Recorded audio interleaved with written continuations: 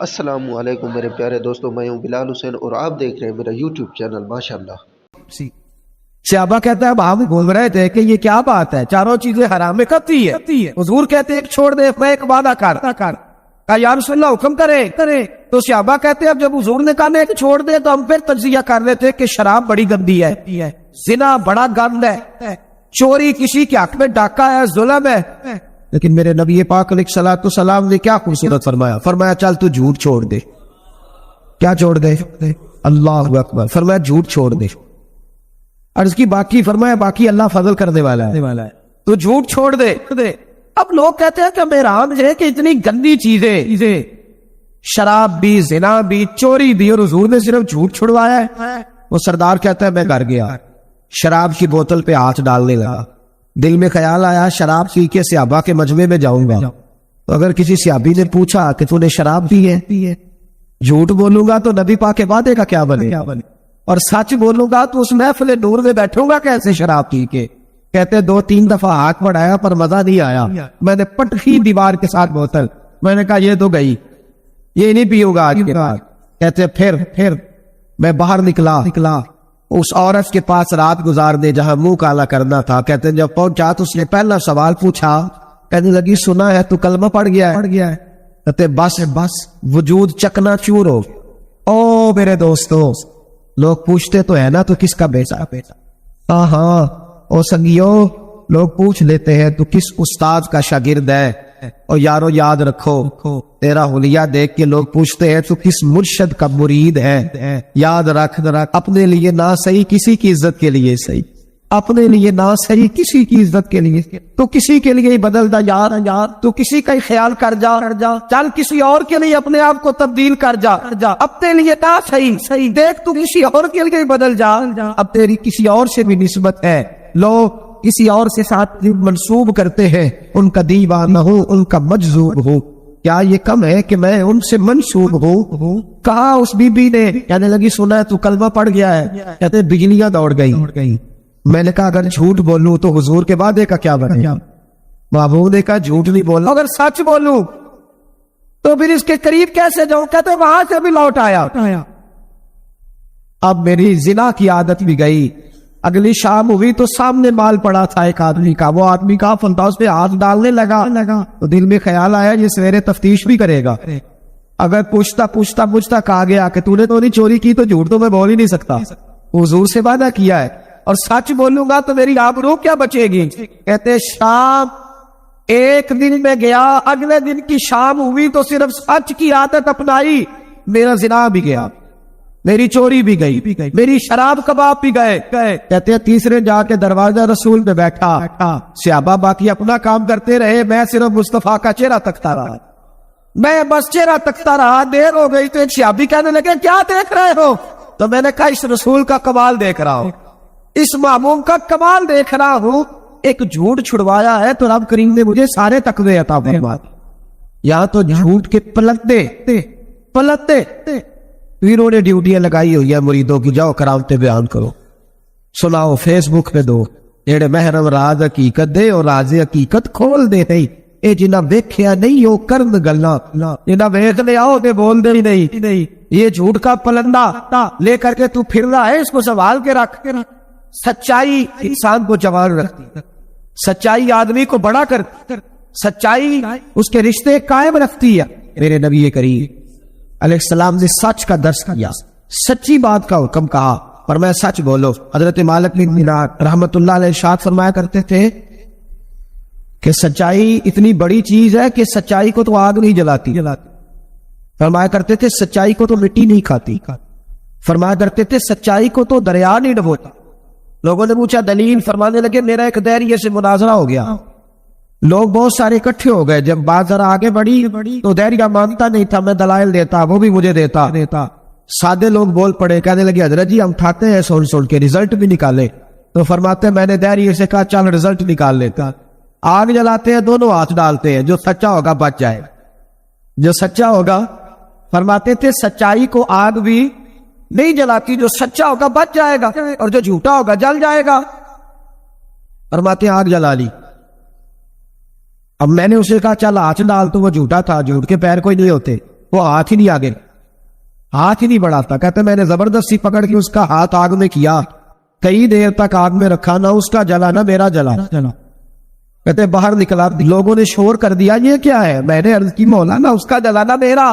فرماتے عاطف غیب سے ندا آئی، مالک بن دینار، سچے کے ہاتھ میں بھی جس کا ہاتھ ہو ہم اس کا بھی نہیں جلایا کر.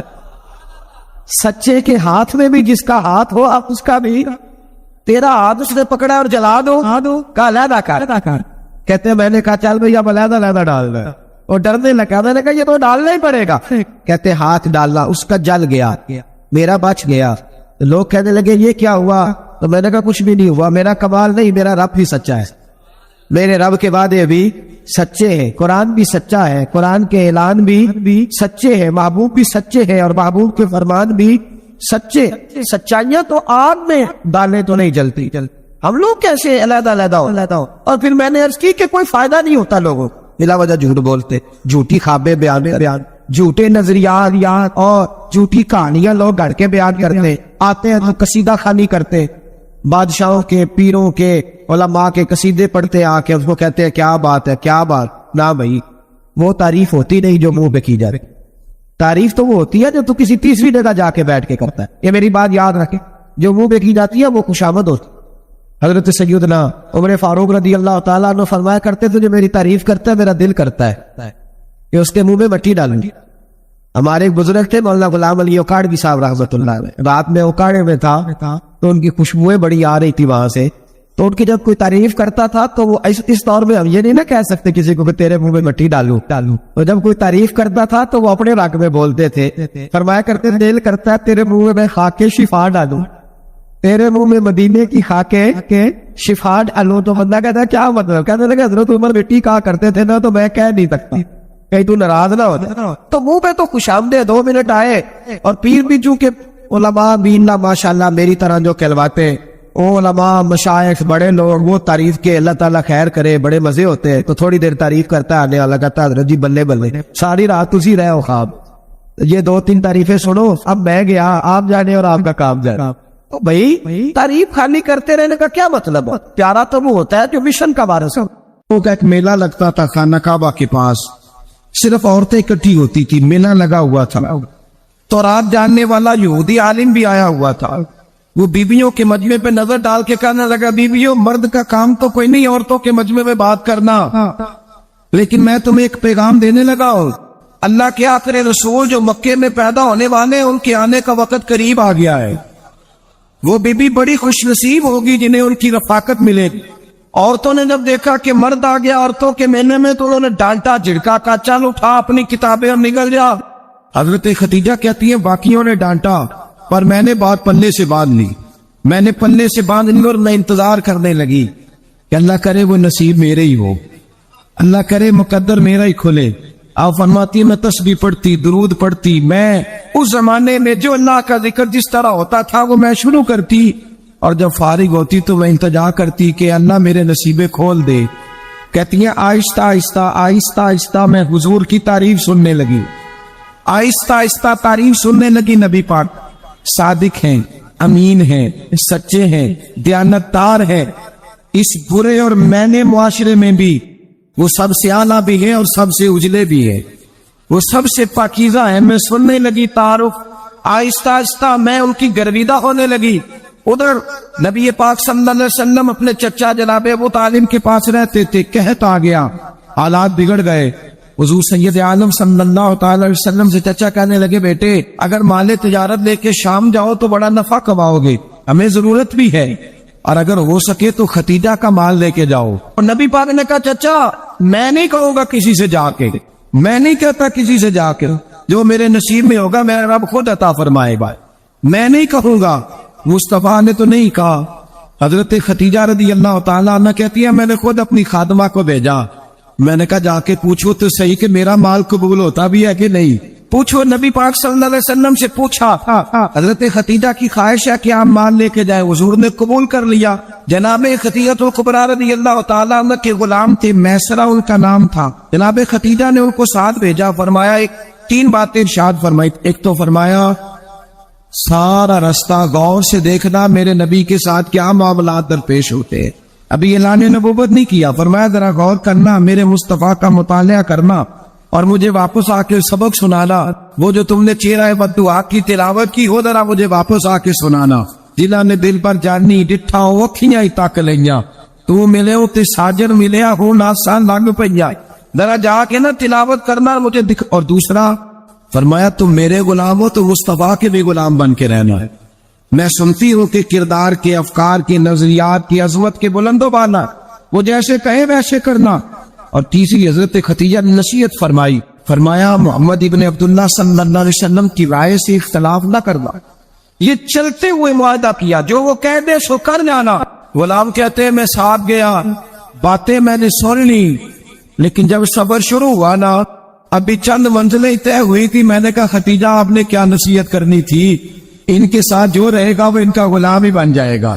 ان کے ساتھ جو رہے گا تو اجے میرا محبوب نہیں ڈٹھا, جن ویکھ کے چند شرماوے, جے رکھے ہاتھ پھلا وچ ہاتھ نال پھلا رل جاوے, تے ادھی راتی چند چڑھ جاندے جدو جلوہ فرماوے. مایا جو بھی ساتھ رہتا غلام ہو جاتا. میں سرا کہتے میں گیا, تجارت شروع ہوئی. کہتے نبی پاک صلی اللہ علیہ وسلم جب منڈی میں پہنچے تو لوگ قسمیں اٹھا اٹھا کے مال بیچ رہے تھے. اللہ کے محبوب جب گئے نا تجارت کرنے تو ایک آدمی کہنے لگا چلو معاذ اللہ بتوں کے نام کے لات و منات, کہنے لگا لات کی, عزا کی, منات کی قسم اٹھاؤ. تو نبی پاک فرمانے لگے ان کی قسم اٹھاؤ جن کا میں نام لینا بھی پسند نہیں کرتا. ابھی اعلان نبوت نہیں کیا. اور فرمایا ویسے بھی میں قسم دے کے مال نہیں بیچتا, خریدنا ہے تو خریدو, نہیں خریدنا تو نہ خریدو. کہتے ہیں لوگ قسمیں اٹھا اٹھا کے پیچھے جاتے تھے اور میرے نبی جس سے رخ پھیرتے تھے وہ نبی پاک کے پیچھے ہو جاتا تھا. کئی گنا زیادہ نفع کمایا. ہم رستے میں تھے, حضور ایک درخت کے نیچے آرام کرنے لگے. ایک عیسائی راہب غار میں بیٹھا تھا, نکل کے آ گیا, مجھ سے کہنے لگا مجھے وہ جانتا تھا. میں سنا یہ کس کو ساتھ لائے, یہ کون ہے؟ میں نے کہا اہل قریش کے ایک معزز آدمی ہے. کہنے لگے یار جس درخت کے نیچے یہ لیٹے ہوئے ہیں یہاں عام آدمی نہیں لیٹ سکتا, یہاں وہی لیٹے گا جو اللہ کا سچا رسول ہوگا. یہاں دوسرا کو لیٹ ہی نہیں سکا. یہ رسول ہے, ان کا خیال رکھنا, خیال رکھنا. کاش میں اس وقت تک زندہ رہوں جب یہ نبوت کا اعلان کرے. میں ایسا کہتے ہیں میں غلام ہو گیا. نبی پاک صلی اللہ علیہ وسلم کی ادائیں مجھے بھانے لگی. جب واپسی پہ نکلے تو گرمی بڑی شدید تھی. فرماتے ہیں جب دھوپ تیز ہوتی تو بادل کا سایہ آ کے حضور پہ سایہ کر دیتا. بادل کا ٹکڑا نبی پاک پہ. میرے نبی پاک سے صحابہ نے پوچھا حضور آپ کب نبی تھے؟ فرمایا ابھی آدم کی مٹی گوندی جا رہی تھی, ابھی آدم کی مٹی گوندی جا رہی تھی, میں تب بھی اللہ کا رسول تھا. میرے بھائی نبی رحمت سید عالم صلی اللہ علیہ وسلم کے غلام حضرت خدیجہ کے غلام کہتے واپس آیا ہے. اور پہلے بھی کئی دفعہ حضرت خدیجہ کا مال گیا تھا, بڑے نفع آئے تھے, پر جو نفع اس سال آیا وہ پہلے کبھی نہیں آیا تھا. کہتے ہیں مجھ سے حضرت خدیجہ کی سہیلی بھی بیٹھی تھی, میں بھی آ گیا. اور جناب خدیجہ کی سہیلی کہنے لگی چل مال کے بارے میں کچھ بتا, کتنا بکا؟ میں نے کہا مال چھوڑو مصطفیٰ کی سنو. اور پھر کہتی چلو ٹھیک ہے, بادل سایہ کرتا تھا, چلو ٹھیک ہے. تم سے راہب نے پوچھا تھا یہ صحیح ہے, انہوں نے تیری سارے رستے بڑی خدمت کی, تیرا بڑا خیال رکھا, پر یہ بھی بتا تجارت کیسے ہوئی؟ تو میں سے کہنے لگا زندگی میں نے بھی ساری گزار دی ہے, پر اس رسول کے ساتھ 4 دن ہی گزارے ہیں. ہاتھ ہو گئی مجھ سے, اور کچھ نہ پوچھو, اور کچھ نہ پوچھو. آ میرے دل آمنہ کے لال کی باتیں کرے, اور کچھ نہ پوچھو, بس ذکر ان کا چھیڑیے ہر بات پر, اور چھیڑنا شیطان کا عادت کیجئے. بس مجھے حضور کے تذکرے بیان کرنے ہیں, ذکر مصطفیٰ کرنا ہے. حضرت خدیجہ الکبریٰ بڑی متاثر ہوئی, کہتی ہے مجھے درجنوں لوگوں نے پیغام نکاح دیا تھا اور میں نے سنی نہیں تھی. میں نے نفیسہ کے ہاتھ پیغام بھیجا. میں نے کہا میری عمر 40 سال ہے, ان کی 25 سال, اور میرا احوال اور طرح کا ہے. وہ شہنشاہ ہے, جا کے پوچھو تو صحیح, بھلا میں قبول ہوتی ہوں؟ پوچھو. نفیسہ کہتی ہے میں آئی تو وہ خاتون جن کے لیے لوگ بڑے بڑے قریش پیغام دیتے تھے, پیغام لے کے آئی. تو رسول پاک نے عجیب رنگ بیان کیا اپنی سیرت کا. جب میں پہنچی میں نے کہا خدیجہ نکاح کرنا چاہتی ہے. نفیسہ کہتی ہے میرا خیال تھا کہ کوئی اور ہوتا تو کرسی سے اٹھ کھڑا ہوگا, فوراً کہے گا اچھا جلدی کرو بات کرو. جب میں نے آ کے کہا نا حضور خدیجہ نکاح کرنا چاہتی ہے, تو نبی پاک نے میری طرف دیکھا, فرمایا وہ کہتی ہے کہ تم کہتی ہو؟ کہا وہ کہتی ہے. تو حضور نے فرمایا ٹھہر جاؤ, میں اپنے چچا سے پوچھ کے بتاؤں گا, میں مشورہ کروں گا, میں پوچھ کے بتاؤں گا. ओ भाई, नबी पाक सिवाय खुदा के किसी के पाबंद नहीं, लेकिन मेरे मुस्तफा ने अपनी उम्मत को यह दर्श दिया है कि जो बड़ों के शफकत के साए में चलता है अल्लाह उसकी मदद फरमाया करता है। तुझे क्या पता तेरा अच्छा भला किस बात में? कहा निकाह करना चाहती हूँ, फरमाया चचा से पूछ के बताऊंगा। खतीजा रदी अल्लाह ताला अन्हा कहती है, उन्होंने पूछा, जनाब अबू तालिब कहने लगे ये तो खुशकिस्मती है कि हमें ऐसी बहू मिल जाए जिसके किरदार में, अफकार में, नजरियात में इतनी नफासत। मुस्तफा करीम के साथ निकाह हुआ, कुर्बान जाए। हजरत खतीजतुल कुबरा की शादी हुई तो भाई बड़ा मुश्किल होता है, बड़ा मुश्किल होता है अपने आप को ढालना। लेकिन जनाब खतीजा की जिंदगी उठा के देखो, मैं ये नहीं कह सकता वो करोड़पति थी, अरब खरब की मैं बात ही नहीं कर सकता। और 20-20 नौकरानियां थी उनके पास, दर्जनों उनके पास गुलाम थे। लेकिन जब रसूलुल्लाह के दरवाजा नूर पे आई हैं, उन्होंने मेरे नबी के घर में झाड़ू भी दिया है, उन्होंने हुजूर के कपड़े भी धोए हैं, उन्होंने रसूलुल्लाह के लिए अपने हाथों से खाना बनाया। हजरत खतीजतुल कुबरा का हाल ये था कि एक जोड़ा रह गया, कई जगह से पाबंद लगे हुए, मैं गुड्डी हथ डोर सजन दे और जिंज रखे उंज रहना है, वाजिब नहीं जे विच शरीयत मंदा कसम लो कहना। बस ठीक है, जिस हाल में महबूब राजी है, कहा हर चीज कदमों में रख दी और हुजूर के हर रिश्ते का ख्याल किया, नबी पाक की हर ख्वाहिश का। औरतें बिलखुसूस मेरी बात पे तवज्जो करें जो अर्ज करने लगाओ, आग लगी हुई है घरों में, फसाद है, लड़ाई है, झगड़ा है, दंगा है, ये तेरा रिश्तेदार वो मेरा रिश्तेदार। हजरत हलीमा सादिया रजाई माँ है, जब तशरीफ लाई तो मुस्तफा करीम ने फरमाया खतीजा ये मेरी अम्मा है। जनाब हलीमा सादिया कहती है मैं घर में रही, मेरी खिदमत की, मुझे खाना पका के दिया, बिस्तर बिछा के दिया, कपड़े लेके दिए, और जब मैं जाने लगी तो कहने लगी आप मेरे मुस्तफा की अम्मा है, पहली दफा आई है, थोड़ा सा तोहफा ना दे दो। मैंने कहा जैसे मर्जी। हजरत हलीमा कहने लगी तो जनाब हलीमा सादिया को 40 बकरियां और 1 ऊंट तोहफे में अता फरमाया। और ये जो बीबी आके माली बनी है ना आज, जिस दरख्त की छांव में तू बैठी हुई है ना, अगर तू समझे तो असल एहसान उस माँ का है जिसने ये परवान चढ़ा के तुझे दिया है, असल नेकी उस अम्मा की है जिसने तेरे सर पे ये सरताज रखा है, और तू उस माँ को ही बोल गई है। और शिकवा बहू से नहीं, शिकवा उस बेटे से है, बेटे से है जो अलहदा भी होने लगा था तो अम्मा से अलहदा हो गया है, इसलिए सोचा ही नहीं कि माँ के हाथ उठ जाए तो अर्श का मालिक कहता है फरिश्तों से कि पीछे हट जाओ, माँ और बाप औलाद के लिए जो मांगेंगे मैं फौरन अता करूंगा। हजरत खतीजा के भाई नहीं थे, नबी पाक सल्लल्लाहु अलैहि वसल्लम के ससुर हयात नहीं थे, 2 बेटे थे हजरत खतीजा, और वो दोनों बेटे पिछले खामन से थे।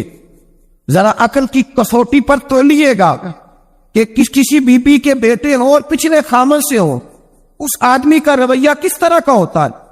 लेकिन मेरे रसूल पाक का रवैया इस तरह का था। मैं आपको सीरत की किताबों से इमामे माशाल्लाह मेरे प्यारे दोस्त, माशाल्लाह जबरदस्त, माशाल्लाह आगे भी बयान। रसूल कायनात सैयद आलम सल्लल्लाहु अलैहि वसल्लम सोए होते थे और जागो और सुनो, अल्लाह करे हजरत खतीजा का मेरे नबी से रिश्ता और मेरे नबी का हजरत खतीजा का रिश्ता हमारी समझ में आ गया तो समझ लो हमारे घर जन्नत बन जाएंगे, रोशनी फैल जाएगी। समझो और सीखो। हजरत आयशा सिद्दीका फरमाती है नबी पाक सो जाते थे ना दोपहर को तो कहती थी मौला अली से लेकर अबू बकर सिद्दीक तक किसी की ताकत नहीं होती थी हुजूर को आके बेदार करे, सूए अदब समझा जाता था। और मैं एक जुमला आगे बढ़ा के कहूंगा, मैं कहूंगा अम्मा जी आप मौला अली से लेकर अबू बकर सिद्दीक तक फरमाती है ना, हमारा तो अकीदा ये है कि मुस्तफा सो जाए तो जिब्रील भी नहीं जगा सकते, वो भी नहीं आ सकते, वो भी हाथ बांधे खड़े हैं कि मौला कैसे जगाओ, हजरत जिब्रील भी नहीं जगा सकते। लेकिन हजरत आयशा सिद्दीका फरमाती है मैं थी मदीने में, मैं मदीने में हुजूर के घर में थी, नबी पाक मेरे घर में मौजूद थे और सैयद आलम सोए हुए थे। हजरत खतीजा के पिछले खामन के बेटे जनाबे आला आ गए और वो मस्जिद में आके बोले, मस्जिद में तवज्जो करना, मस्जिद में बोले, उन्होंने मस्जिद में आके पूछा कि नबी पाक कहाँ है, मस्जिद में। तो जनाबे आयशा सिद्दीका फरमाती है हुजूर सोते हुए बेदार हो गए, हुजूर तामत समेटी, फौरन सर के ऊपर कपड़ा रखा, मैंने कहा हुजूर कहाँ जा रहे हैं, फरमाती है मैंने 1 दफा पूछा तो हुजूर ने 3 दफा फरमाया मेरा हाला आ गया है, मेरा हाला आ गया है, मेरा हाला आ गया है, खतीजा का बेटा आ गया है। मेरे रसूल पाक صلی اللہ علیہ وسلم نے بیوی کے رشتوں کا جو تقدس بیان کیا اس کو سمجھیے. فرمایا حالہ آیا ہے، بیدار ہو کے خود تشریف لے گئے. اور یہ تو حالات تھے نا. بڑے بیٹے حضرت ختیجہ کے سب سے ان کا نام ہند تھا، اور حضرت ہند سے کوئی بندہ تعارف پوچھتا نا، نبی پاک کا جو حلیہ ملتا ہے نا کتابوں میں، سیرت کی کتابوں میں، حضور کا مکھڑا کیسا تھا. مکھ چند بدر شاشانی ہے، متھے چمک دی لاٹ نورانی ہے، کالی زلف تیاک مستانی ہے، مخمور اکھی ہے مت بریت. یہ جو حضور کا حلیہ ملتا ہے نا، یہ حضرت ہند کا بیان کیا ہوا ہے. وہ بیان کیا کرتے تھے کہ نبی پاک کی آنکھیں کیسی تھی، حضور کے جلوے کیسے. وہ بیان حضرت ختیجہ کے بیٹے. کوئی ان سے پوچھتا کہ بڑے راضی رہتے ہو، ہند بڑے راضی رہتی ہو، تو حضرت ہند کیسے راضی کیسے نہ رہوں، راضی کیسے نہ رہوں. میرے بھائی کا نام علی المرتضیٰ ہے، بہن کا نام فاطمہ الزہرا ہے، ماں کا نام ختیجہ الکبریٰ ہے، اور باپ کا نام محمد مصطفیٰ ہے. میں راضی کیسے نہ رہوں. کنز المال میں حضرت عائشہ صدیقہ کی حدیث ہے. جناب عائشہ فرماتی ہے دوپہر کو حضور آرام کرتے تو کوئی آیا نہیں کرتا تھا. ایک دن ایک بوڑھی آ گئی دروازے پہ، اس نے چھڑی پکڑی ہوئی. کہتے وہ اندر آئی تو نبی پاک بڑی تیزی کے ساتھ اٹھے، حضور سید عالم نے قریب بٹھایا. دیر تک حضور باتیں کرتے رہے، دیر تک گفتگو ہوتی رہی. فرماتے ہیں حضور نے اسے کوئی اضافی وقت دیا. عام سے آپا اس وقت آتے نہیں تھے، حضور کے آرام کا وقت تھا، اضافی وقت دیا نبی پاک نے. اور فرماتے جب وہ جانے لگی تو نبی پاک نے تحفے بھی عطا فرمائے. اور پھر ایک غلام سے، حضرت بلال سے یا کسی غلام سے فرمایا کہ ساتھ جاؤ اور گھر چھوڑ کر کے آؤ. نبی پاک صلی اللہ علیہ وسلم نے اعزاز دیا. حضرت عائشہ صدیقہ فرماتی ہیں دیر تک ملاقات بھی، تحفے بھی، انفرادی ملاقات. بعد میں نبی پاک صلی اللہ علیہ وسلم لیٹ گئے. میرے دل کے اندر خیال آیا کہ حضور جائیں گے اور جب رات کو واپس آئیں گے تو پھر میں پوچھوں گی کہ حضور یہ بی بی کون ہے. حضور اب آرام کر رہے. فرماتی ہے میرا خیال تھا کہ یہ سوال شام تک میرے ذہن میں رہے گا کہ یہ کون ہے. آپ نے بڑا اعزاز دیا، دروازے تک چھوڑ دے گئے. حضرت عائشہ صدیقہ فرماتی ہے میں سوچ رہی تھی آرام کر رہے ہیں، اور میں نے جیسے ہی نگاہ ڈالی تو حضور تو گہری سوچ میں گم ہے. نبی پاک سوچوں میں گم ہے اور بے آنکھیں کھلی ہوئی. فرماتی ہے میں قریب جا کے بیٹھی، قدموں پہ ہاتھ رکھا. میں نے کہا محبوبہ یہ بی بی کون تھی؟ اتنی دیر آپ نے ملاقات کی اور وہ چلی گئی ہے تو ابھی خیالات ہیں، تصورات ہیں. فرماتی ہے میں نے پوچھا تو مصطفیٰ کی آنکھوں میں آنسو آ گئے. نبی پاک رو دیے، اٹھ کے بیٹھ گئے. میں نے کہا حضور کیا ہوا؟ میں نے تو آپ کو پریشان کر دیا، میں معذرت چاہتی ہوں. حضور نے فرمایا عائشہ ایسی کوئی بات نہیں.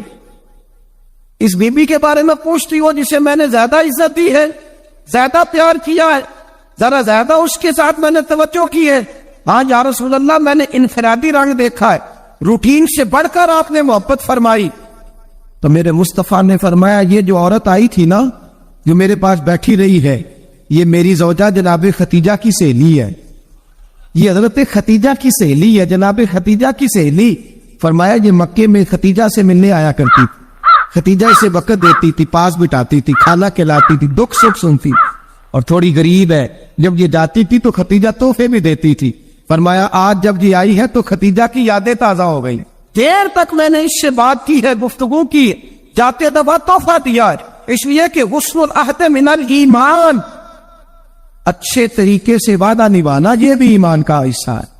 اچھے طریقے سے عہد نبھانا، تعلقات نبھانا یہ بھی ایمان کا حصہ ہے. حضرت ختیجہ کی سہیلیوں سے رسول اللہ صلی اللہ علیہ وسلم کا رشتہ. پہلی وحی نازل ہوئی نبی پاک پر. اب حضور جب ابتدائے وحی کے ایام آئے تو حضرت ختیجہ فرماتی ہے رسول پاک غار حرا میں چلے جاتے، کئی کے دن وہاں رہتے. پہلی وحی آئی تو قرآن مجید کی تاثیر یہ ہے کہ لو انزلنا ھذا القرآن علی جبل لرأیتہ خاشعا متصدعا من خشیۃ اللہ. فرمایا اگر میں پہاڑوں پہ نازل کروں قرآن کو تو وہ بھی میرے خوف سے ریزہ ریزہ ہو جائے. اتنی تاثیر ہے. جب حضور کے قلب اطہر پر آیا تو نبی پاک کامتے ہوئے گھر آئے. زملونی، مجھے چادر اڑاؤ. حضرت ختیجہ نے چادر دی، بیٹھ گئے. کہا ختیجہ آج تو آنے والا آیا ہے. ایک اور بسم ربک الذی خلق، یہ آیات اس نے مجھے دی ہے اور میں بڑے خوف کے عالم میں ہوں. حضرت ختیجہ کے لفظ بڑے حسین ہیں. جناب ختیجہ الکبریٰ رضی اللہ تعالیٰ عنہ کیا فرماتی ہے؟ کہتی ہے یا رسول اللہ صلی اللہ علیہ وسلم آپ غم نہ کرے، رب آپ کو رسوا نہیں کرے گا، عزت عطا کرے گا. اور دلیل کیا ہے؟ حضرت خدیجہ فرمانے لگی دلیل یہ ہے کہ آپ غریبوں کی مدد کرتے ہیں، مسکینوں کا خیال رکھتے ہیں، اور محبوبہ کمزوروں کا بوجھ آپ اٹھاتے ہیں. جس کے اندر یہ خوبیاں ہوتی ہے اللہ اسے عزت ہی عطا فرمایا کرتا ہے. حضرت خدیجہ الکبریٰ رضی اللہ تعالیٰ عنہ سب سے پہلے نبی پاک پہ ایمان لائی. بڑا مشکل ہوتا ہے. ہمارے جو فلسفے کے لوگ ہیں وہ کہتے ہیں بہت بڑا ولی اللہ بھی ہو تو بیوی اس کی مان جائے، یہ مشکل ہوتا ہے کام، یہ مشکل ہوتا ہے. حضرت خدیجہ الکبریٰ رضی اللہ تعالیٰ عنہ سب سے پہلے ایمان. کس طرح کا ایمان؟ کس طرح کا ایمان؟ ابن ماجہ میں روایت ہے، غور کرنا. حضرت قاسم نبی پاک صلی اللہ علیہ وسلم کے صاحبزادے، حضور کی 6 اولادیں، 4 بیٹیاں 2 بیٹے حضرت خدیجہ سے ہوئے، 4 بیٹیاں اور 2 بیٹے. دھوکہ دیتے ہیں بعض لوگ، کہتے ہیں حضرت خدیجہ کی ایک ہی بیٹی تھی. حضرت قاسم حضور کے بیٹے تھے، وہ وصال کر گئے. حضرت خدیجہ ابھی دودھ پلاتی تھی کہ شہزادے پردہ کر گئے.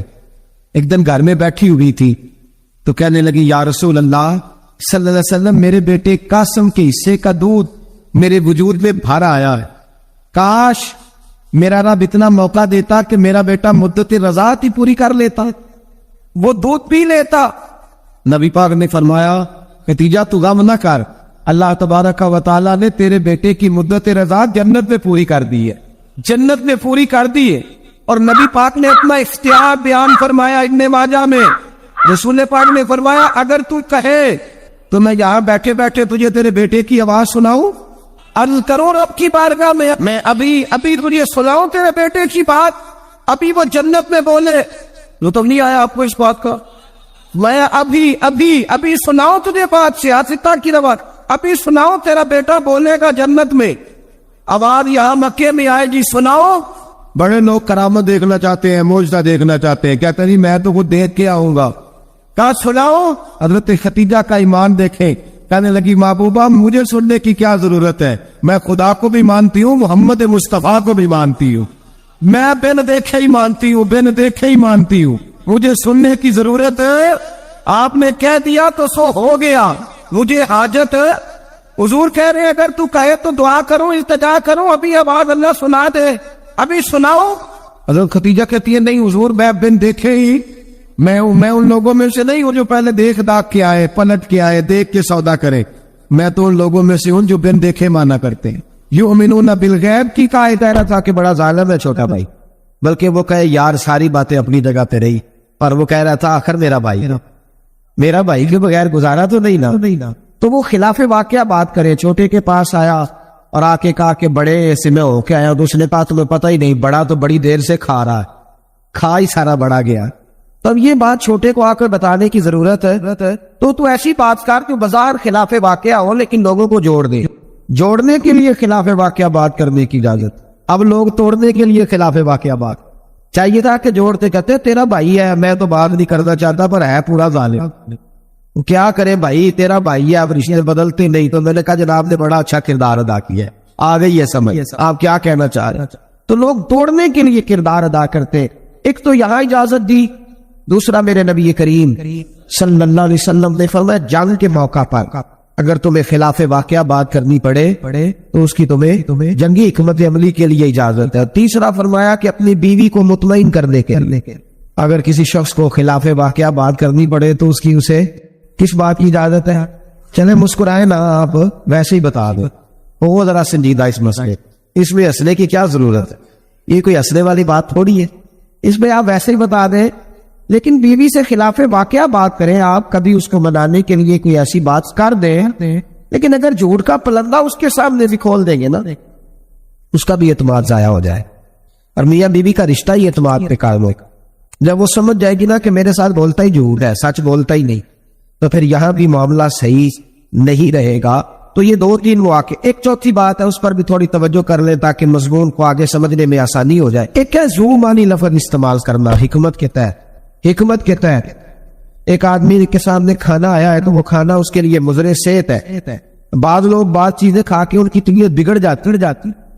اب سامنے والا کہتا ہے جناب کھانا، تو کہ الحمدللہ جی الحمدللہ، بے شک بھوک لگی بھی ہے، لیکن اب وہ کھانا اگر کھائے گا اس کے لیے تکلیف ہے، تو اس کو یہ اجازت ہے کہ وہ سامنے والے کا دل بھی بچا لے اور اپنی صحت بھی. لیکن وہاں بھی ہم لوگ نخرہ دکھاتے ہیں. ہم لوگ نخرا دکھاتے ہیں، کہتے ہیں جی یہ بلالر میں نہیں کھاتا، یہ جو بڑا گوشت ہے یہ میں نہیں کھاتا. تو آپ صاف کہیں کہ جناب میرا نخرا بڑا، میرے لیے چھوٹا گوشت پکائے. بات ختم ہو گئی. اب سامنے والے کی گنجائش نہیں تو وہ کیا کرے؟ تو اس پہ آپ اللہ تعالیٰ روزی دیتا ہے نا روز گھر میں، تو گھر میں اللہ تعالیٰ توفیق دے گا تو جب ہمت ہوگی پکا کے کھا لیں، تو دوسرے کا دل بھی بن جائے گا اور آپ کا جھوٹ بھی. اس کی دلیل نبی کریم صلی اللہ تعالی علیہ وآلہ وسلم کو حضرت صدیق اکبر مکے سے مدینے لے کے جا رہے تھے، تو رستے میں ایک شخص ملا، وہ بڑا دشمن تھا اسلام کا. اس نے نبی پاک صلی اللہ علیہ وسلم کو دیکھا، جناب صدیق اکبر کو دیکھا، لیکن وہ حضور کو نہیں جانتا تھا، حضرت ابو بکر صدیق کو جانتا تھا. اب اس نے پوچھ لیا کہ ابو بکر یہ آپ کے ساتھ کون ہے؟ تو جناب صدیق اکبر رضی اللہ تعالیٰ عنہ فرماتے میرے دل میں خیال آیا کہ اگر میں نے حضور کا نام بتایا تو یہ شور بھی کرے گا اور ہو سکتا ہے تکلیف بھی پہنچائے. تو میں نے ایک حکمت کا جملہ استعمال کیا، ہاتھی کہا کرتے تھے رستہ دکھانے والے کو. تو عرب کے لوگ کسی کو کئی دفعہ ساتھ رکھتے تھے کہ ہمیں رستہ دکھاؤ، اس کو ہادی بنا لیتے تھے. کئی دفعہ بندے کہتے تھے آؤ چوک تک چھوڑ آتے ہیں آپ کو، پھر آپ سیدھا یہ روڈ، اس کو ہاتھی کہا جاتا تھا. تو حضرت ابو بکر صدیق کہتے ہیں کہ لوگ تو کہتے تھے نا چوک تک چھوڑنے والے کو ہادی، تو میں اپنے نبی کو اس لیے حاضی کہتا تھا کہ یہ جنت تک چھوڑ کے آئے اور جنت کے بعد بھی ساری نعمتیں ان کی ہدایت سے ملے گی. کہتے جب کہا نا یہ کون ہے تو میں نے ایسا لفظ استعمال کیا کہ جس سے محفوظ بھی رہے اور سچ بھی ہو گیا. حضرت صدیق اکبر عرض کرنے لگے یہ میرے ہادی ہے، یہ میرے ہادی ہے. تو وہ سمجھا کہ یہ چوک تک، گلی تک، اگلے چوراہے تک چھوڑنے جا رہے ہیں، اس طرح کے ہادی ہے. کہتے میں نے کہا ہادی ہے، تو وہ کہا اچھا تمہارے ہادی ہے. وہ گزر گیا. فرماتے میں نے حضور کی طرف دیکھا تو محبوب مسکرائے، گویا محبوب سمجھ گئے کہ ابو بکر نے جو والا ہادی مجھے کہا ہے وہ والا ہادی ہے جو جنت کا راستہ دکھاتا ہے. اس طرح کا زو معنی لفظ استعمال کرنا شریعت کے اندر جائز ہے، لیکن جھوٹ صریحاً جھوٹ، اور ہمارے زمانے کے اندر تو جھوٹ ایسا لوگ جھوٹ بولتے ہیں جو گناہ بے لذت ہے، کوئی مطلب ہی نہیں. اگر آپ ناراض نہ ہو تو بڑے بڑے سیانے لوگ جھوٹ بولتے. اب تو لوگوں نے گناہوں کے نام بدل لیے ہیں. میں اکثر کہتا ہوں کہ اب چگلی کا نام لوگوں نے گپ شپ رکھا ہے. آؤ تھوڑی دیر گپ شپ کرے، محلے کے 4-5 معزز لوگوں کی پگڑیاں اچھالے، یہ گپ شپ ہے ہماری. اور جھوٹ کا نام بدل کے ہم نے بہانہ رکھ دیا ہے. بیوی کہتی ہے میں نے شوہر سے بہانہ کر دیا، ورنہ کہتا ہے کچھ لوگ بس میں نے بہانہ کر دیا. ماشاءاللہ اگر میرے چینل کی ویڈیو اچھی لگی ہو تو اسے سبسکرائب کریں اور گھنٹی والے نشان کو دبائیں.